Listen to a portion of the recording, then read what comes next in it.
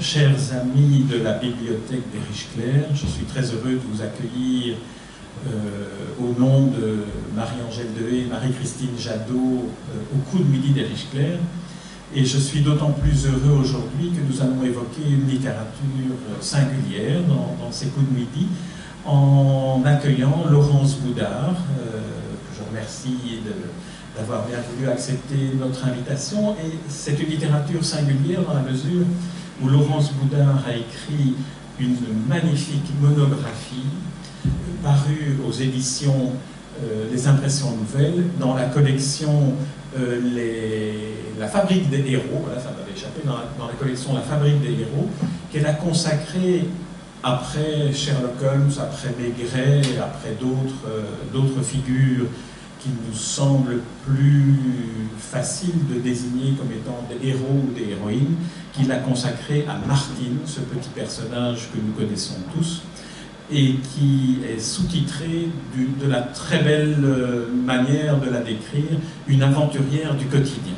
Alors Laurence Boudard, ma première question, mais que je vous avais déjà posée parce que nous avons déjà eu un entretien sur ce livre, j'aimerais savoir comment vous êtes entré dans l'univers de Martine d'une part, mais comment vous êtes dit, tiens, je vais proposer et écrire un livre dans cette collection sur ce personnage de Martine. Oui, merci beaucoup Jean.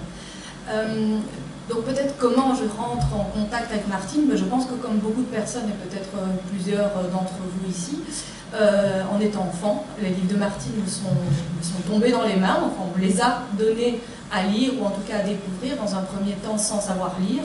Je me souviens que c'était ma maman qui me lisait les histoires de Martine, et puis très vite, en apprenant moi-même à lire, j'ai continué à lire et surtout à relire.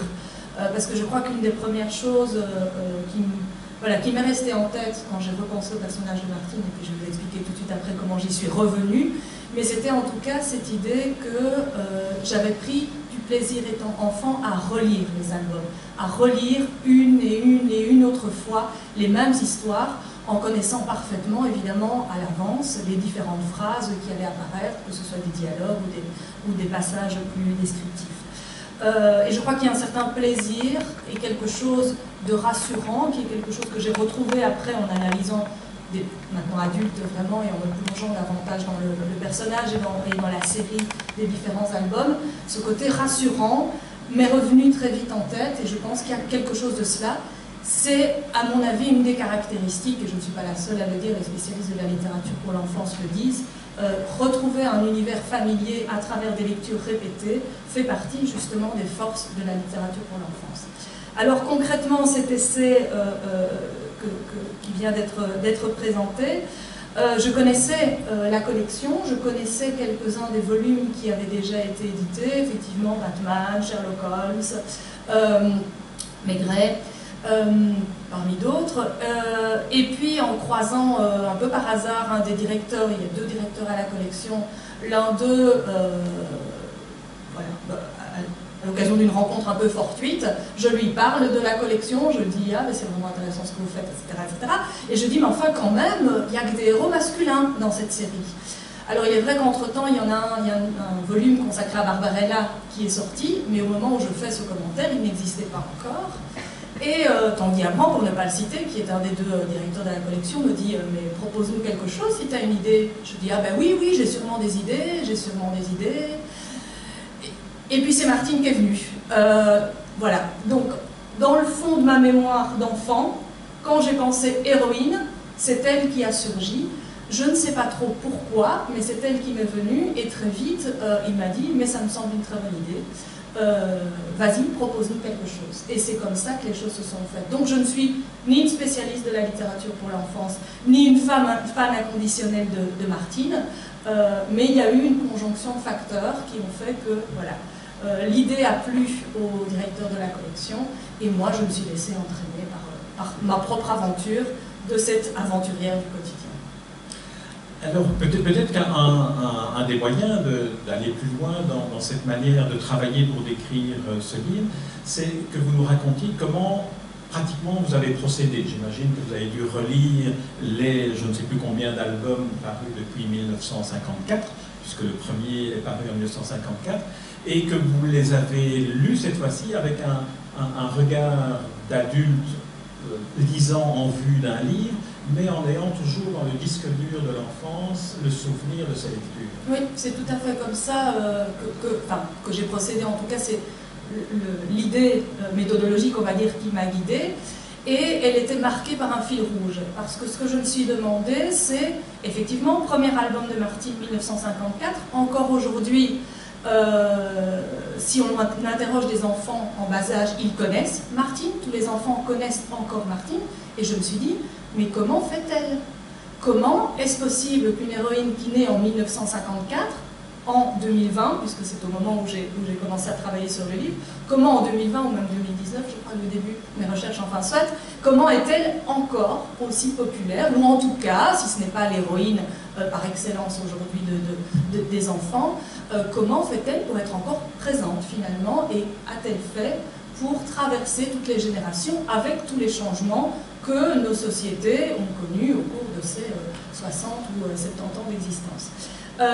Et donc ça, c'était vraiment mon fil rouge. Alors en effet, j'ai relu tous les albums, certains plusieurs fois, et j'ai essayé de voir ce qui caractérisait en fait et l'héroïne elle-même, d'une part, et puis de l'autre, voir s'il y avait des changements, parce que je me suis dit, une des hypothèses de départ, je me suis dit, ben, pour durer aussi longtemps, il faut quand même qu'il y ait un minimum de changements, justement, sociétaux, qui soient intégrés par le personnage, alors que l'image que j'en avais, et je pense que la plupart des gens en ont, c'est de quelque chose d'assez atemporel, immuable.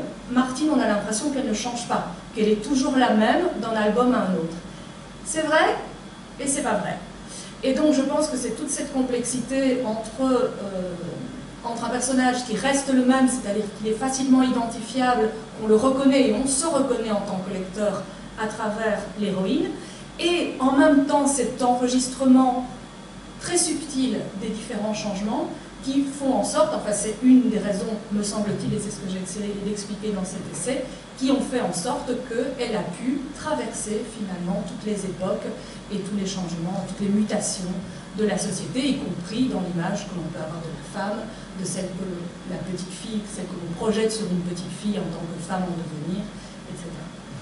Alors vous êtes la directrice des archives et musées de la littérature, donc on peut aussi envisager cette première approche du livre à travers l'histoire de l'édition et de l'édition jeunesse et de l'édition de livres pour enfants. Alors dans votre premier chapitre, vous évoquez quel est l'environnement de l'édition après la Deuxième Guerre mondiale, en quelque sorte, hein, puisque 1954, on est quand même toujours dans le sillage de ce qu'a laissé comme trace, y compris d'ailleurs dans la présence au cinéma de films américains et dans les comics destinés à la jeunesse et aux enfants, cette omniprésence de production américaine de films ou de dessins animés ou de littérature pour les enfants. Alors, est-ce que vous pourriez nous resituer cet environnement éditorial?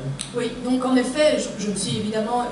Une histoire commence toujours par le début, hein, donc je me suis aussi intéressée au tout début de Martine, et donc effectivement à ce moment très particulier de la littérature pour la jeunesse, qui est celui de l'immédiate après-guerre, ou du second après-guerre. Donc, on a plusieurs facteurs qui interviennent. On a d'abord l'arrivée sur le marché, Martine, c'est 1954, ça veut dire qu'on est en plein début du baby-boom.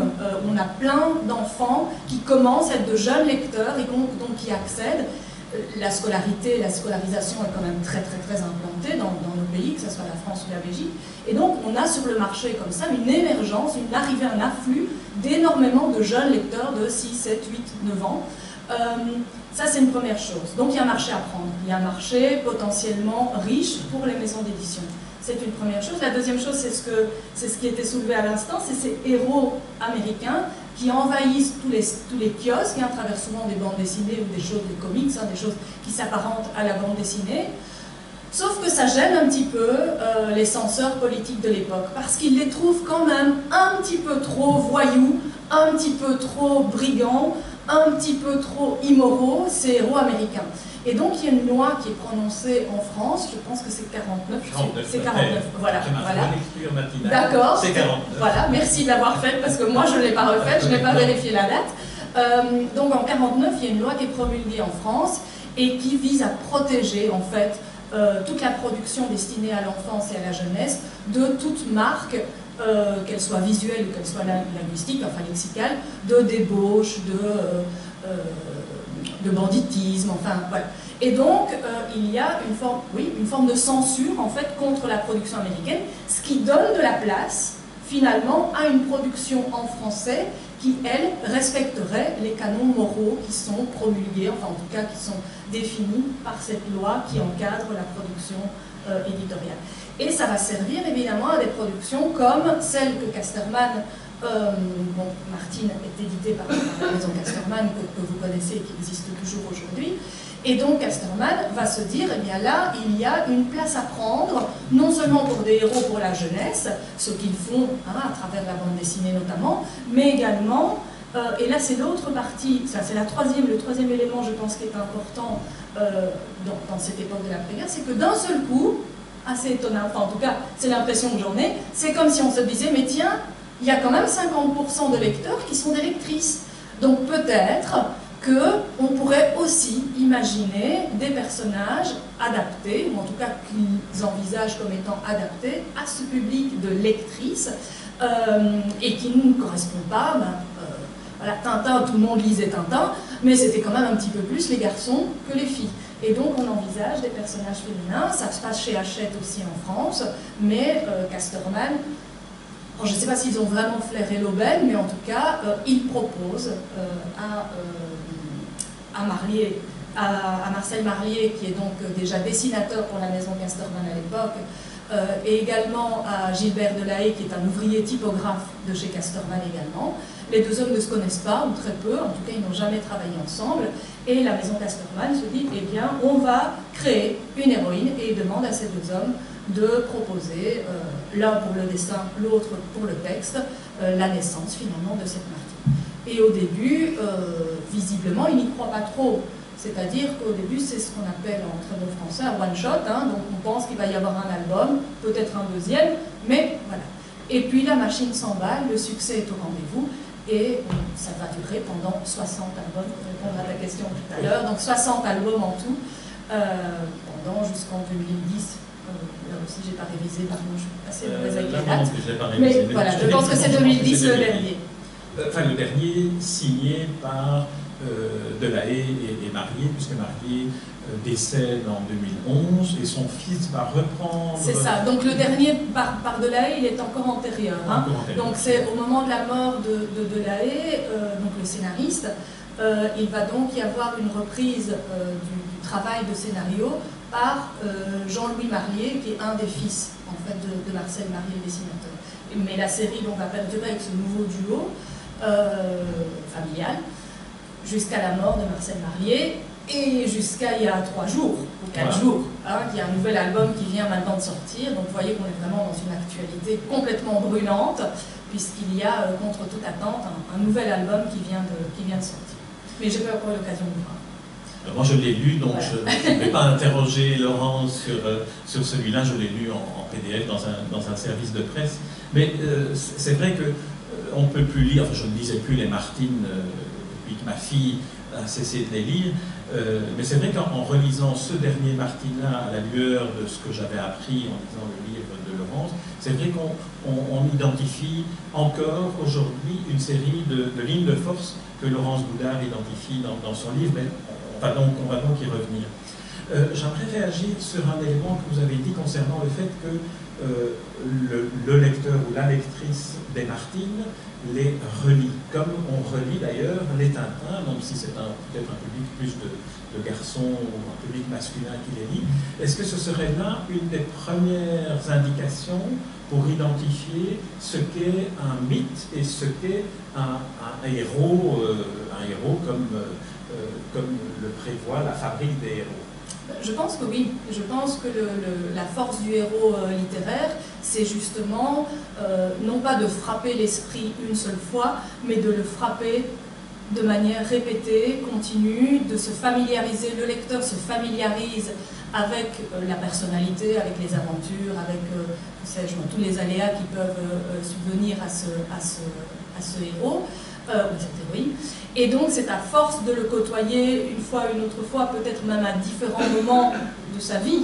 On sait que quand on est petit, quand on est enfant, on a l'impression que le temps est éternel et que les choses durent et durent et durent. Hein. Les grandes vacances, ça durait énormément de temps quand on est enfant. Donc on a le temps de lire 15 fois peut-être le même Martine, mais on n'est pas le même au début des vacances qu'à la fin des vacances, parce qu'entre-temps, on a nous-mêmes connu des aventures qui peut-être nous rappellent certaines choses. Et donc je pense qu'il y a effectivement quelque chose qui s'installe durablement et qui donc fait passer peut-être ce personnage qui est au départ un héros littéraire, un personnage littéraire, qui le fait rentrer vraiment dans l'univers de l'enfant à force de répétition et à force de lecture. Martine entre dans la famille, Martine devient une copine, une sœur, une cousine, à force d'être rentrée dans cette familiarité complète. Alors si on revient au fil chronologique de la production des Martines, dans une des manières que vous avez d'aborder le livre, parce qu'il y en a plusieurs, votre livre se partage en 13 chapitres qui sont parfois des approches thématiques, comme par exemple l'image féminine que propose Martine, on y reviendra plus tard. Mais j'aimerais à présent évoquer la dimension littéraire, entre guillemets, la dimension, quelle est la construction narrative dont on peut voir les différentes étapes dans la production des 60 albums de Martine. Alors vous avez identifié trois périodes. L'une qui va des débuts des années 50 jusqu'aux années 70, une autre où là, les aventures commencent à être inventées par le personnage de Martine, et une troisième où on entre plus dans l'imaginaire avec l'invention d'histoire. Alors, la première période, c'est le quotidien familier. Oui, donc en effet, il m'a semblé, et je ne suis pas la première à le dire, il y a déjà des... Parce qu'il y a quand même quelque chose d'étonnant avec Martine, malgré tout, c'est que comme c'est arrivé il y a déjà un certain nombre d'années avec Tintin ou avec d'autres héros de la bande dessinée, notamment, c'est que Martine intéresse les scientifiques qui se chargent d'études littéraires ou d'études de sociologie de la littérature. Donc il y a déjà une certaine production de recherche scientifique sur Martine. Et donc effectivement, ces trois phases avaient été repérées par un autre chercheur, mais j'ai effectivement approfondi un peu ce que eux avaient relevé. Donc il y a trois périodes. Une première période où en effet, elle découvre un quotidien. On est chaque fois face à des histoires très circonscrites. Martine à la ferme, c'est le premier album, et Martine va découvrir le monde de la ferme. Martine à la mer va découvrir le monde de la mer. Martine fait ses courses, Martine va découvrir le monde du supermarché, enfin en l'occurrence d'un grand magasin, genre Inno, pour ne pas citer de nom propre, etc., etc. Et donc on est à chaque fois dans un univers très circonscrit et qui appartient vraiment au quotidien. Donc c'est le moment où l'enfant, enfin la petite fille, va apprendre à apprivoiser d'une certaine manière ce quotidien, qui est aussi quelque part le quotidien très familier de ses lecteurs, si ce n'est que Martine vit quand même, et c'est surtout le cas dans cette première période entre les années, entre 54 et la moitié, à peu près début moitié des années 70, elle vit quand même dans un monde très privilégié économiquement parlant. Donc c'est une petite fille qui appartient à la classe moyenne élevée, voire la classe élevée un petit peu inférieure, ça dépend où on place le curseur. Donc ça veut dire que, par exemple, si je prends l'exemple de la maison de Martine, la maison dans laquelle Martine grandit, c'est une maison qui jouit de toutes les avancées technologiques du moment. Donc on est en plein dans les années 60, stimulation de la consommation, il y a tous les électroménagers les plus modernes dans la maison, la machine à laver, enfin voilà, tout y est, tout ça brille de mille feux. Et donc, Martine vit vraiment dans un univers familial qui est d'une classe relativement aisée. Quand elle voyage, elle va prendre l'avion quand même, dès la fin des années 50. Elle prend l'avion, elle part en vacances à Rome avec sa maman, Et elle se décide à la dernière minute, la maman dit, on partirait bien en vacances, oui, allons voir, oh, il y a des billets pour Rome, partons à Rome. Bon, quand même, hein, je veux dire, c'était pas n'importe quelle petite fille de l'époque. Donc il y a à la fois ce quotidien très circonscrit, très marqué, très simple finalement. Il n'y a pas de choses extraordinaires qui se passent, on est vraiment dans un rapport du quotidien sans véritable aventure, hein, voilà. En tout cas sans péripéties, sans danger non plus, mais en même temps on est dans un univers qui fait rêver, parce que malgré tout, on a envie d'avoir les jolies petites robes de Martine qui est toujours bien assortie, le nœud, les chaussures, les chaussettes, la robe, la ceinture, etc. Tout est toujours impeccable. Donc c'est à la fois un quotidien très reconnaissable, pas du tout imaginaire justement, mais qui fait rêver, qui fait envie, et qui fait envie vraiment par rapport à cette société de consommation du sortir de la Première Guerre mondiale. C'est les 30 Glorieuses, et donc ça va durer jusqu'aux années 70 à peu près. Là on entre, oui, je ne sais pas si c'est votre question. Avant d'entrer dans, on va entrer dans chacune, mais pour revenir à cette période-là, est-ce que dans les références, dans les livres que vous avez consultés, ou les études que vous évoquez, que vous avez consultées, est-ce qu'il y a une possibilité d'analyser la sociologie de cette époque-là à travers justement l'arrière-plan de ces histoires de Martine, comme par exemple le premier, si je me souviens bien, c'est Martine à la ferme. Est-ce qu'il y a là une dimension écologique ou c'est simplement une dimension, on a un portrait de ce qu'est le monde paysan de l'époque? Alors il y a plusieurs éléments en fait, hein, que vous soulevez dans la question. La première, est-ce qu'on peut faire une analyse sociologique de l'époque à travers les albums? Oui, franchement, oui. Il y a des tas d'indices à la fois dans ce que je dis, dans l'environnement matériel, la voiture par exemple, hein, c'est pas un hasard. Bon, j'ai cherché la voiture avec laquelle, la marque de la voiture avec laquelle les parents de Martine partent en vacances. C'est une voiture américaine, c'est pas un hasard. Hein, c'est pas une voiture française, c'est une voiture américaine, le modèle existe. Il y a, on reconnaît les marques de l'aspirateur, c'est un Hoover, voilà, là aussi. Donc il y a vraiment toute une étude qui est possible, que j'ai faite, non pas de manière exhaustive, mais enfin, j'ai été pêcher quelques éléments comme ça au fil des albums. Très intéressant aussi, d'un point de vue sociologique, les rapports intrafamiliaux, ce que fait la mère, ce que fait le père.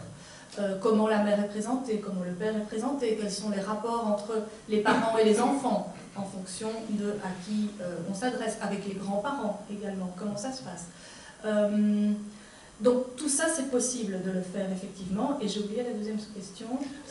Non, est-ce qu'on aperçoit dans l'arrière-plan des différents Martines de cette première époque, est-ce qu'on pourrait tirer une analyse de la perception que l'on a de la famille, de la vie quotidienne en Belgique et en France, oui, en quelque sorte? Oui. C'est dans cet environnement-là, oui, géographiquement c'est quand même ciblé. Alors géographiquement c'est ciblé, donc ça c'est aussi une des forces que j'ai pu repérer, enfin en tout cas qu'il m'a semblé, c'est mon hypothèse argumentée en tout cas dans les pages. Une autre des forces de Martine et qui explique aussi cette longévité, c'est qu'on est à la fois dans un quotidien, comme je disais, très reconnaissable, y compris géographiquement. Donc on est toujours dans une zone qui ressemble à la Belgique ou au nord de la France, mais en même temps on ne sait jamais très bien où on est. C'est-à-dire qu'on n'est pas limité, on n'associe pas, on ne se dit pas « Ah tiens Martine, elle aurait pu, vu Casterman, elle aurait pu être tournaisienne ». Mais elle pourrait être tournaisienne, mais elle pourrait être lilloise. Et elle pourrait peut-être être namuroise, parce qu'il y a des endroits où elle se balade, il y a quand même des points de vue comme ça, on a l'impression qu'elle se balade au-dessus de l'Ourthe, de la Saunois, donc elle pourrait être de quelque part du sud de la province de Namur, mais pourquoi pas? On ne sait pas non plus si elle habite à la ville, à la campagne. Parfois, elle habite effectivement à la ville, à d'autres, pas la ville, petite ville, jamais la grande ville. La grande ville, elle est dangereuse. D'ailleurs, il y a un album où ils vont en excursion, enfin ils vont en déplacement dans une ville, et catastrophe, patapouf, le chien de Martine se perd, donc c'est bien le signe que la grande ville, c'est quand même dangereux. Donc on est quand même dans un monde où il y a, et c'est en cela qu'on repense à ce cadre initial de la loi de 49, on est quand même dans un monde qui protège l'enfant. Et Martine est une petite fille qui à la fois vit des aventures, légères, je dirais, enfin légères, pas des aventures risquées, c'est ça que je veux dire, ne me prenez pas sur la polysémie du mot léger, donc des aventures sans trop de risques, mais en même temps, voilà, tout est très cadré, tout est très rassurant, et tout contribue justement à faire en sorte que l'enfant puisse s'y retrouver et puisse ne pas avoir peur. Parce que ça, c'est aussi une autre des caractéristiques de Martine. C'est rassurant. C'est très rassurant, et il n'y a jamais rien ni personne, ou très très peu, un peu sur la fin, donc les derniers albums des années 90 et 2000, il y a des... Ah, c'est ça la nature, c'était ça que vous m'avez demandé aussi. Voilà. La ferme, oui, par exemple, l'exemple de la ferme. Voilà. Ça, c'est un autre élément intéressant, il m'a semblé, qui traverse tous les albums, c'est le rapport à la nature. Et il est très intéressant, pourquoi? Parce que c'est un rapport à la nature qui est à la fois de manière permanente très proche et très respectueux. Martine et tous les enfants qui sont avec elle sont toujours très respectueux de l'environnement naturel, que ce soit la faune ou la flore. Mais en même temps, c'est un élément qui va devenir de plus en plus important, thématiquement de plus en plus lourd, dans le bon sens du terme, au fur et à mesure du temps, avec une vraie conscience écologique, en fait, qui apparaît déjà. Qui apparaît à la fin. Mais cette conscience-là apparaît déjà, en fait, dans les premiers albums, même si elle est un petit peu voilà, ce n'est pas mis au premier plan, mais elle est déjà présente. Alors la deuxième époque, telle que vous l'avez identifiée, débute dans les années 70, et là, Martine, contrairement à la première époque où finalement elle est dans des lieux donnés, qui sont des lieux assez grands, elle observe, dans le deuxième catégorie, dans la deuxième période, là, elle crée ses aventures. Donc là, il y a une action qui vient s'ajouter au fait d'être dans un lieu donné. Voilà. Donc, à partir effectivement des années 70, il y a un changement. De nouveau, chez Martine, tous les changements sont très subtils. Hein. Ce ne sont pas des changements massifs, on n'est pas face à de grands bouleversements. Mais néanmoins, on se rend compte que c'est une période au cours de laquelle, en effet, Martine va devenir moteur ou motrice elle-même de ses propres aventures. C'est-à-dire qu'elle va initier des choses. Quoi, par exemple? Eh bien, elle va vouloir apprendre à faire de la danse. Vous avez peut-être tous en tête ce fameux album Martine Petit rat de l'opéra. Martine demande à ses parents à pouvoir faire de la danse et va suivre des cours de ballet, etc.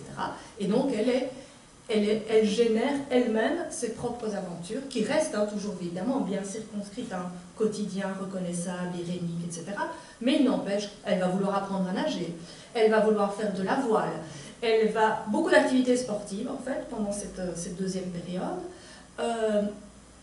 Alors évidemment, années 70, on est quand même juste après mai 68, on est quand même dans les premiers vraiment grands mouvements féministes de la deuxième partie du XXe siècle, avec justement cette idée, et c'est là où il me semble que le personnage de Martine, il est conservateur à de nombreux égards, mais il n'empêche que quand même, là, on se retrouve face à une petite fille qui est pleine d'énergie, pleine d'initiative, et qui mène elle-même sa propre vie, quelque part. C'est vrai qu'elle sort davantage du contexte familial, donc oui. Ce n'est plus avec les parents ou avec l'environnement familial, elle va dans des lieux dans lesquels elle doit gérer finalement son destin. Tout à fait, elle se déplace, donc même si c'est se déplacer juste pour aller à la piscine ou pour aller au cours de danse, elle prend le train aussi par exemple. L'album Martine prend le train est très intéressant à de nombreux égards, mais également, là aussi on peut faire une analyse sociologique vraiment très intéressante à partir uniquement de cet album-là. Mais on voit que dans l'album du train, eh bien, ses parents la laissent partir toute seule, enfin avec son petit frère, mais elle est quand même l'aînée. Donc, alors tout est guidé, tout est cadré, il la dépose dans le train, mais ils doivent changer de train quand même, hein, c'est pas évident. Donc voilà, et là on voit qu'elle est vraiment à la base de toute une série d'initiatives. Puisque vous évoquez son petit frère, dans la configuration du groupe des enfants qui accompagnent Martine est toujours l'aînée, donc celle qui a la responsabilité de son petit frère, de son petit chien Patapouf, et de Léo, du chat moustache, et de Léo, son ami, qui sont tous petits, qui sont en quelque sorte placés sous son aile. Est-ce que là aussi c'est une perception, disons, de responsabilité de la femme qui apparaît dans les années 70? Je pense, oui. Je pense, oui, vraiment, parce que elle va prendre de plus en plus, justement, elle ne prend pas de pouvoir, elle n'est pas non plus autoritaire, parce que voilà, les auteurs auraient pu en faire d'un coup une petite cheftaine comme ça. Elle n'est pas cheftaine, c'est pas ça, mais elle assume une part de responsabilité, et effectivement, qu'elle a notamment sur son petit frère, qui la suit. Il y a un album, bon, celui-là il est un peu antérieur, mais ça annonce déjà ce qui vient après. Ils sont à la foire, ils sont sur un manège, donc le frère et la sœur sont sur un manège, et elle conduit une moto, ou un vélomoteur, et c'est elle qui conduit, et son frère est derrière. Il y a un autre album où ils font la cuisine à la maison, ils préparent des recettes, etc. Et c'est elle qui dirige. Hein, donc elle lui dit, tu fais ça, donc toi pendant tu vas peser la farine. Donc elle, quand je dis qu'elle n'est pas cheftaine, un petit peu quand même. Hein, mais voilà. Mais en tout cas, elle assume vraiment les initiatives des différentes aventures des albums. C'est peut-être en cela aussi qu'elle est effectivement l'héroïne, comme Tintin est le héros central et principal. Alors la troisième époque, et à nouveau, vous l'avez bien indiqué, ces changements sont très fluides et sont presque imperceptibles, mais avec le recul, on peut effectivement, grâce à votre livre, les identifier et les constater.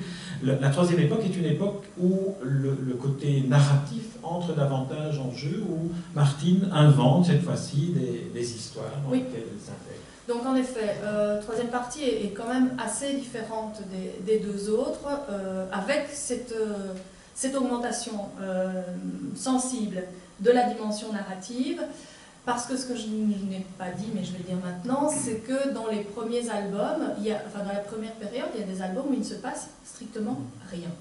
Ce sont des albums purement descriptifs. Il y a parfois quelques dialogues, mais ils sont vraiment très planes.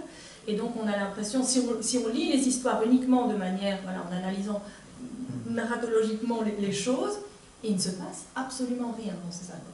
Par contre, troisième période, il y a un petit peu plus, c'est ce que je disais tout à l'heure, il y a un petit peu plus de dangers, des dangers gentillets, hein, qui surgissent, mais des mésaventures, hein, ce dont je parlais tout à l'heure quand ils perdent Patapouf en ville, c'est la troisième période. Ça, c'est impensable pour les deux premières périodes qu'il y ait ce genre de mésaventures qui arrivent, c'est-à-dire que l'environnement, qu'il soit non humain ou humain, montre un tout petit peu d'hostilité, un tout petit peu, hein. Mais ça se résout toujours très bien, évidemment, hein, à la fin.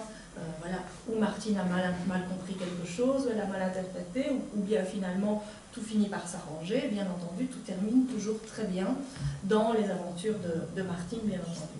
Alors peut-être pour insister un peu sur le point que vous venez de dire, où dans certains albums, rien ne se passe. J'avais noté que vous mettiez en évidence le Martine au parc, et vous évoquez à son propos la fonction poétique de certains albums. Est-ce que là, ce n'est pas le moment où le dessinateur, qui est en fait un peintre tout à fait exceptionnel, qui avait un goût particulier pour la peinture impressionniste, et donc on a tous en présence la manière dont est représenté l'environnement des aventures de Martine à travers la manière dont le peintre la met en évidence.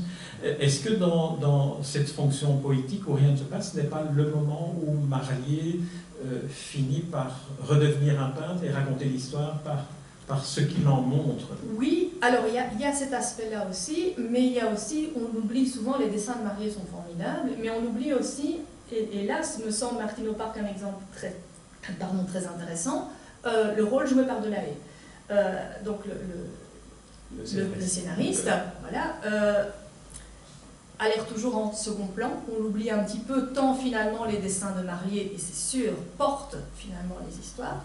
Dans un album comme celui-là, où il ne se passe pas grand-chose, il y a un contraste assez grand en fait entre les dessins justement de Marlier où il se passe des choses, c'est-à-dire on voit un mouvement, on voit une action, donc c'est simplement une histoire où Martine et ses amis passent une après-midi au parc et ils font ceci, ils sont autour du bassin avec des petits bateaux, ils vont à la balançoire, ils rencontrent des canards, enfin bon, voilà, il y a toute une succession de choses, mais où tout est de nouveau, sans difficulté, sans problème, sans souci. Il n'y a pas un enfant qui se dispute avec un autre, ce qui quand même dans un parc, hein, relève malgré tout du miracle ou de l'irréel. Hein. Là, on est du coup dans quelque chose qui n'est plus finalement ancré dans un réel site tangible, mais et alors de la Haye arrive à donner une dimension poétique très forte au texte.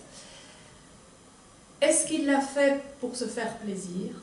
Est-ce qu'il l'a fait en pensant aux adultes qui forcément vont lire aussi les textes et qui peuvent y trouver eux aussi un plaisir? Et puis il ne faut pas oublier que les enfants sont sensibles à la dimension poétique du langage depuis très vite. La poésie, parce qu'il y a des passages qui sont vraiment authentiquement poétiques, qu'on pourrait isoler presque comme des vers. Et donc, voilà, sans doute que ça n'a pas échappé aux scénaristes, qu'il était important aussi de faire passer la beauté de la langue, parce qu'il y a une langue qui est relativement belle. Alors parfois elle est un petit peu, artificielle, forcée, dirait-on aujourd'hui. Hein.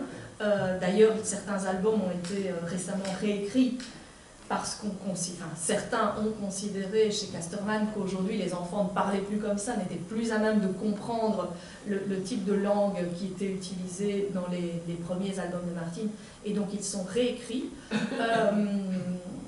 dans le sens d'une adaptation au monde d'aujourd'hui. Bon, chacun il verra ce qu'il veut. Hein. Y compris peut-être dans la manière dont aujourd'hui des parents accompagnent des enfants qui lisent un livre. Oui. Ou j'imagine que dans les années 50, il y avait un rapport plus étroit entre la maman, plus généralement, et l'enfant qui lisaient ensemble le livre.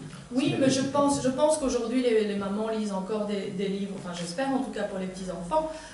Moi personnellement, et ça fait pas si longtemps, ils sont un peu plus grands, je ne relis plus de livres, mais il n'y a pas si longtemps que ça que je leur en ai encore lu à mes enfants.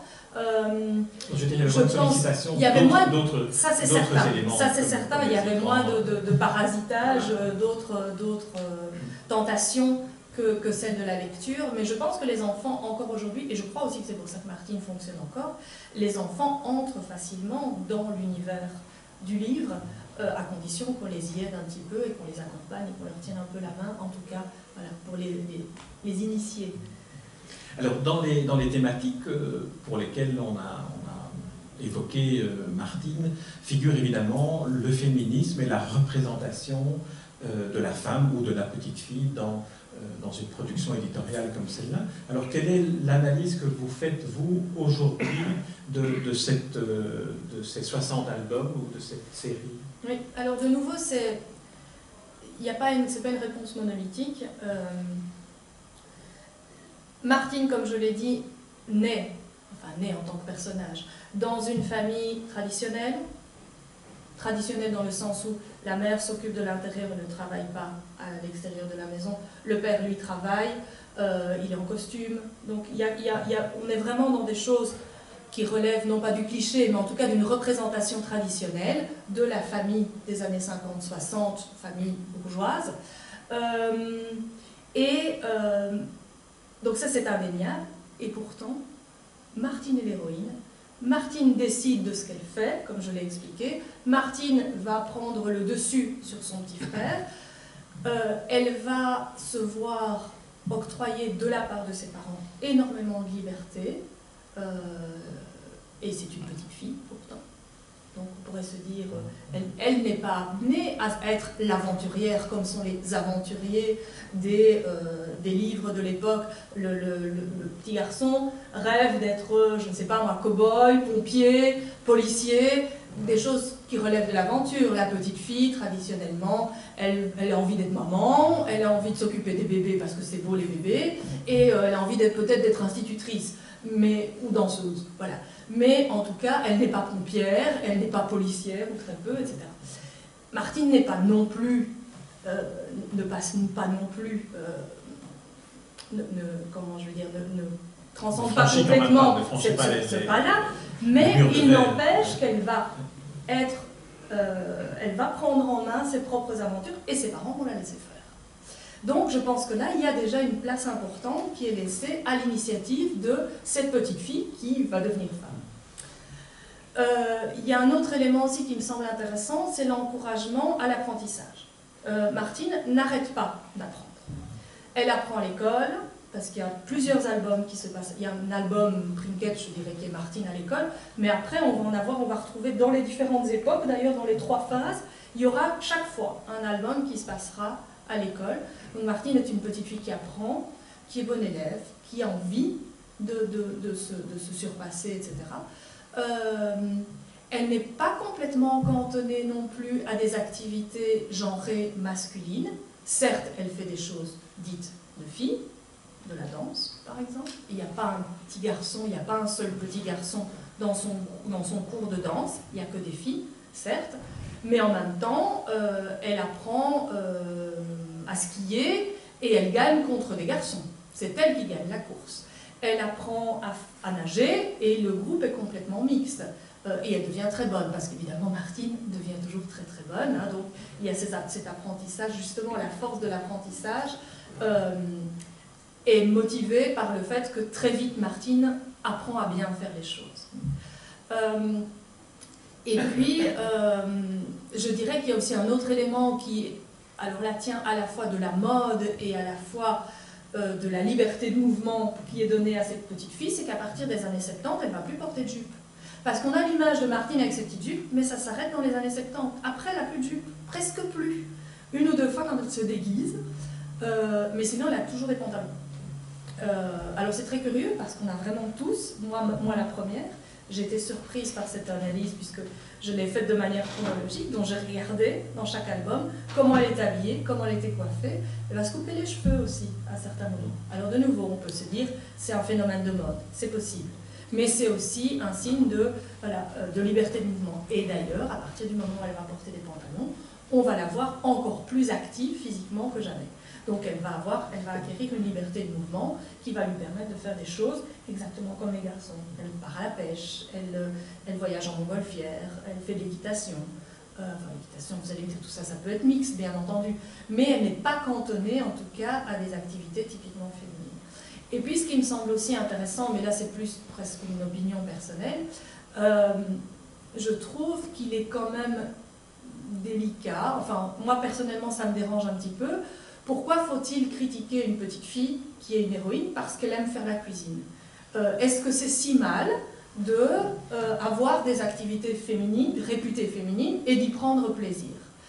Donc on peut aussi se dire que dans ce paysage de Martine, elle ne se limite pas, elle ne joue pas qu'à la poupée, elle ne fait pas que de la cuisine, elle fait plein d'autres choses, et parmi toutes les choses qu'elle fait, bien oui, elle a envie d'apprendre à faire de la danse classique.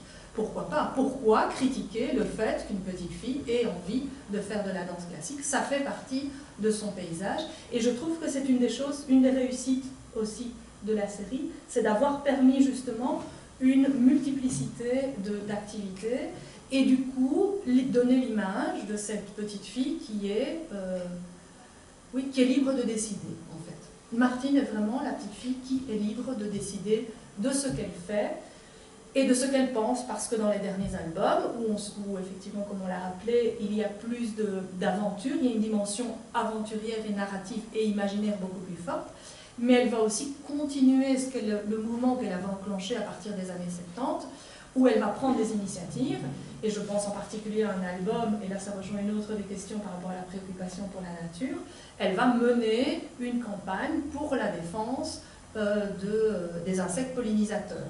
Donc elle va se rendre compte que les insectes, notamment les abeilles, sont en danger, etc. Et elle va mener toute une campagne qui va permettre de défendre la cause des insectes pollinisateurs. Et c'est elle qui est vraiment, qui rassemble et qui pousse le mouvement. Alors c'est peut-être que ces deux dimensions, le fait que Martine ne soit pas simplement une petite fille qui n'a pas plaisir à être aussi une petite fille, mais le côté aussi formateur, parce que quand elle fait la cuisine, comme vous le rappeliez, elle aime bien expliquer à son petit frère comment on fait la cuisine, donc elle a ce rôle de transmission qui fait que c'est un personnage de petite fille éminemment valorisé, oui, qui explique peut-être pourquoi elle a eu, le personnage et les livres ont eu un tel succès éditorial. Oui, tout à fait. Donc il y a effectivement cette dimension-là, mais après il ne faudrait pas oublier non plus que ça reste une petite fille très bien élevée. Ça, c'est là qu'on retrouve le côté rassurant pour les parents aussi, quelque part. Hein. On peut laisser les livres de Martine entre toutes les mains, hein, ça ne pose aucun souci, parce que cette petite fille est très bien élevée, elle ne fait pas de bêtises, Quand elle fait des bêtises, c'est par erreur. Et alors elle est complètement traumatisée, je dirais, par la bêtise qu'elle a pu commettre. Elle veut vite la réparer, etc. Comme un album où, par erreur, elle se retrouve avec une poupée. Sa mère veut acheter un meuble chez un antiquaire. Elle voit une petite poupée qui lui plaît chez cet antiquaire. Et par un tour de passe-passe dont elle n'est absolument pas responsable, elle se retrouve avec la poupée que sa maman n'a pas achetée dans le meuble de la commode. Et aïe aïe aïe, on va la prendre pour une voleuse. Et donc là, c'est vraiment tout le drame profond qu'elle ressent à ce moment-là, de savoir comment réparer cette erreur qu'elle n'a pas commise. Donc ça reste une petite fille très élevée, mais n'empêche qu'en effet, à l'intérieur de ce cadre moralement irréprochable, comme le texte de loi dont je parlais tout à l'heure, elle reste en effet dans une dimension aussi de transmission et de plaisir dans l'apprentissage. De curiosité et d'ouverture au monde. Alors le succès universel de Martine et sa perfection, enfin son côté rassurant, son côté petite fille modèle, si je peux reprendre la formule du titre de la comtesse de Ségur, a aussi enclenché son revers, notamment sous la forme de toutes ces caricatures qui fleurissent. Vous allez sur Google, vous tapez titre détourné ou couverture détournée de Martine, et vous avez un nombre invraisemblable de titres de Martine. Martine a oublié son masque, Martine ne s'est pas fait vacciner. Donc l'actualité est suivie à travers la figure de Martine, mais aussi, et ce sera le deuxième volet que je vous demanderai d'évoquer, aussi le fait, et c'est l'ouverture de votre livre, que des personnes comme Michael Jackson ont pris contact avec Marlier parce qu'ils envisageaient de faire quelque chose à partir de ce personnage de Martine que Michael Jackson, au fin fond de son Dreamland, connaissait et lisait et appréciait. Alors, ces deux extrêmes, Michael Jackson d'un côté et puis les caricatures qui fleurissent. Oui. Alors les caricatures, je pense qu'il y a plusieurs choses qui expliquent cela. D'une part, c'est que tout le monde connaît Martine. Tout le monde connaît Martine et tout le monde a une image de Martine, quelle qu'elle soit d'ailleurs, peu importe. Tout le monde a une représentation. Donc ça donne finalement à cette figure une plasticité assez grande, c'est-à-dire qu'elle peut être mise à toutes les sauces.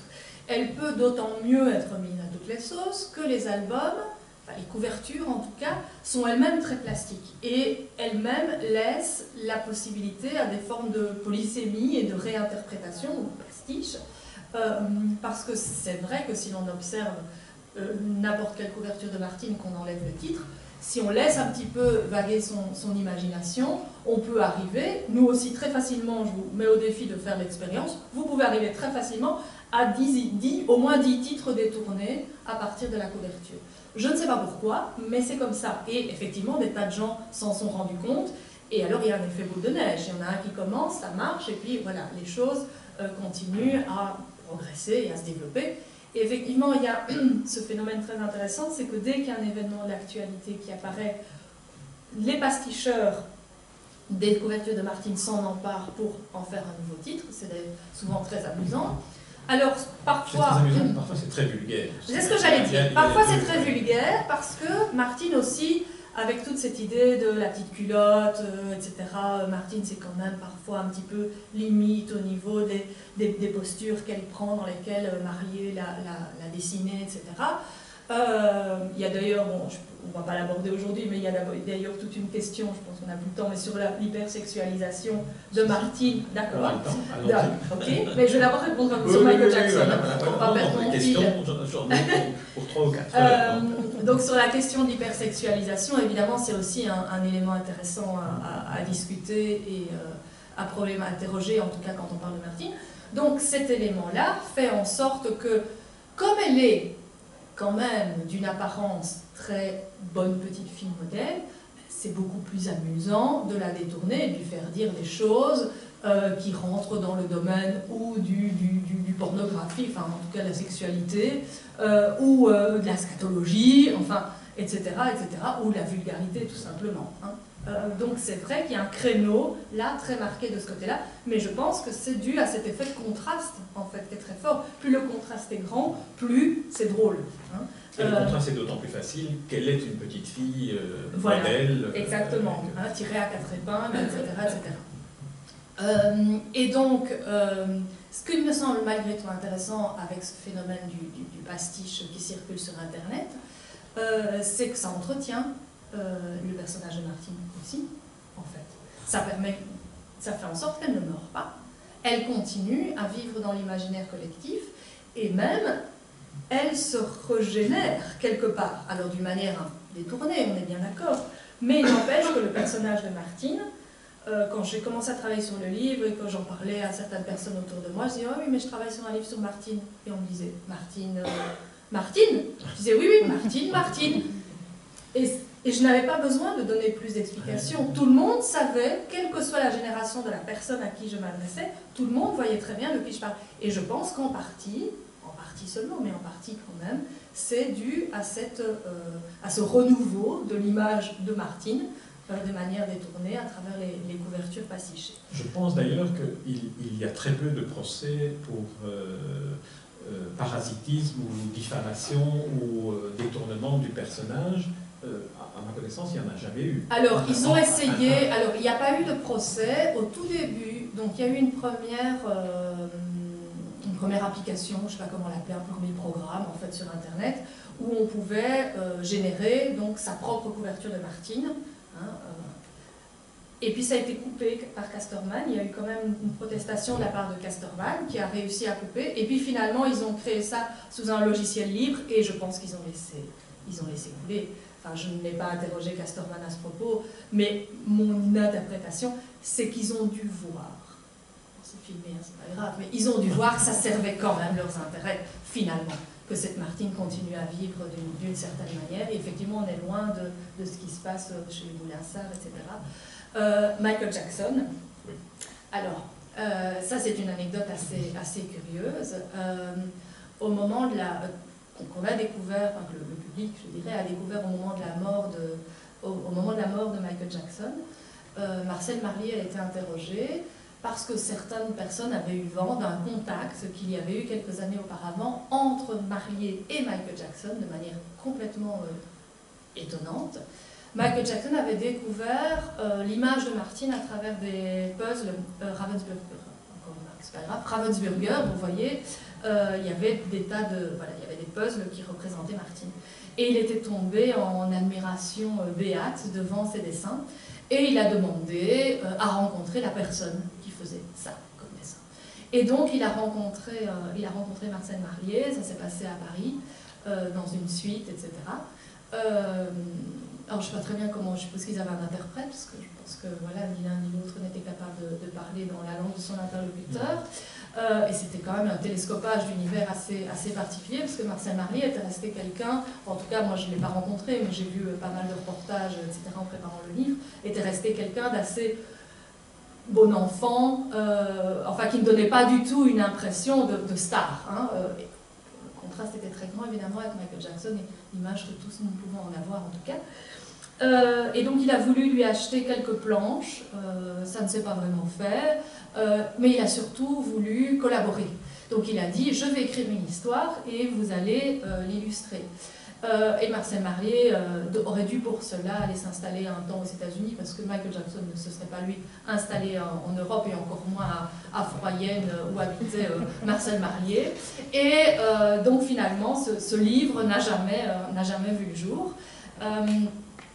Et alors, quand le plus drôle pour moi, c'est quand donc, Michael Jackson est décédé et que Marlier a été interrogé par plusieurs journalistes. Il a dit, mais vous savez, moi je voyais bien qu'il n'était pas heureux, hein, cet homme-là.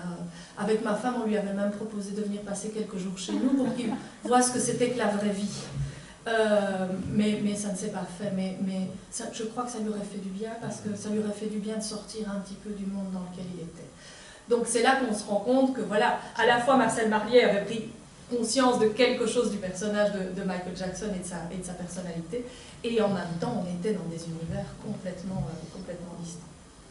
Alors sur l'hyperféminisation, mais en 2 minutes, parce que j'ai encore une toute dernière question qui est absolument à poser. D'accord. Ça c'est une question qu'on entend souvent en fait quand on lit des commentaires concernant Martine, c'est de dire, oui, enfin, quand même, c'est parfois un peu limite, quoi. Il y a quand même des dessins qui sont un peu... Est-ce qu'il n'y a pas un côté d'hypersexualisation dans certains des dessins? Bon, la fameuse petite culotte que l'on voit, dont on parle très facilement dès qu'on prononce de nouveau le nom de Martine. Marcel Marly était très blessé, en fait, et très triste quand on lui reprochait ce genre de choses. Parce que lui disait, moi j'ai voulu toujours dessiner une petite fille qui ressemblait aux petites filles de la génération du moment où je l'ai dessinée. C'est d'ailleurs pour ça qu'il prenait des modèles, il travaillait avec des modèles qui étaient des petites filles de son entourage, ou du village, des voisines, des nièces, etc., qui servaient de modèles pour bien fixer, puisque les enfants, après les modèles, grandissaient, et ils devaient rester toujours au même âge, et il l'intéressait de toujours bien fixer les mouvements, en fait, réels, si vous voulez, au plus proche de la réalité. Et donc, il se disait très peiné de cela.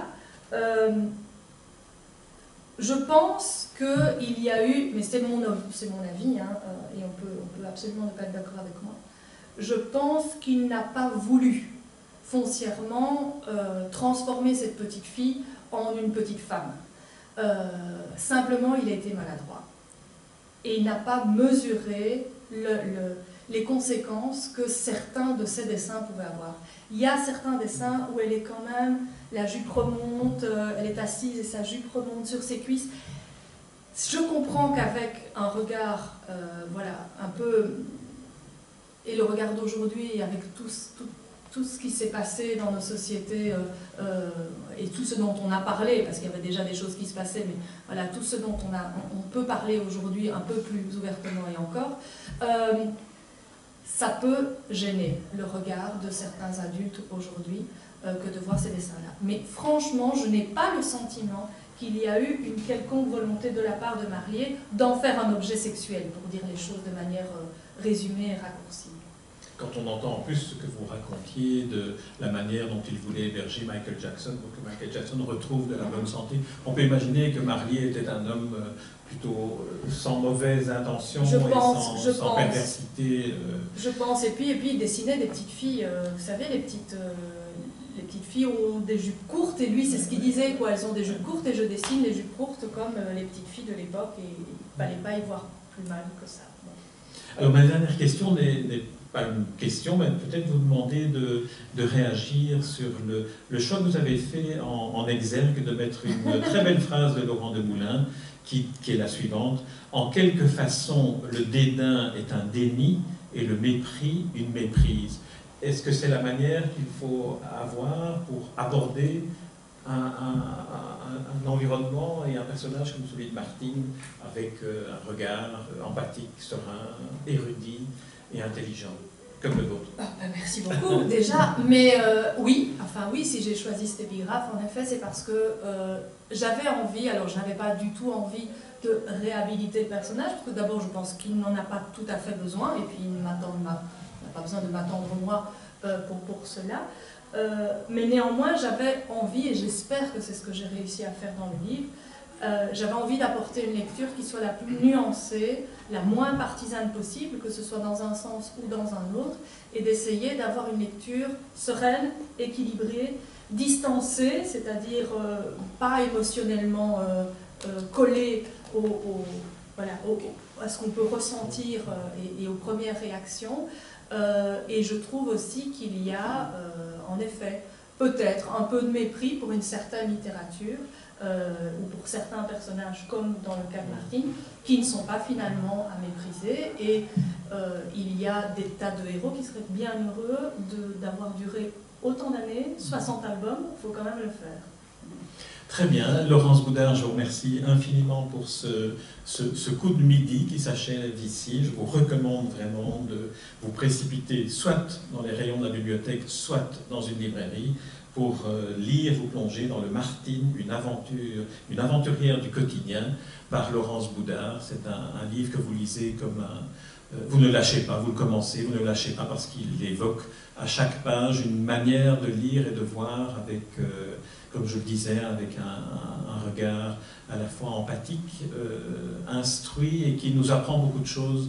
C'est vraiment un livre d'initiation, je trouve, à la littérature d'enfance, à la littérature jeunesse, et à ce que ça peut représenter. Et alors je vous signale aussi, et là, sans être payé par Casterman, que Martine vit encore et que ses dernières aventures se déroulent au musée du Louvre et ont une dimension beaucoup plus pédagogique que dans les précédents albums, où on peut voir à travers le regard et les mésaventures de Martine, de Patapouf, du camarade, de son ami Léo, qui se perd dans le musée du Louvre, donc l'aventure est là, leur découverte de toute une série de tableaux.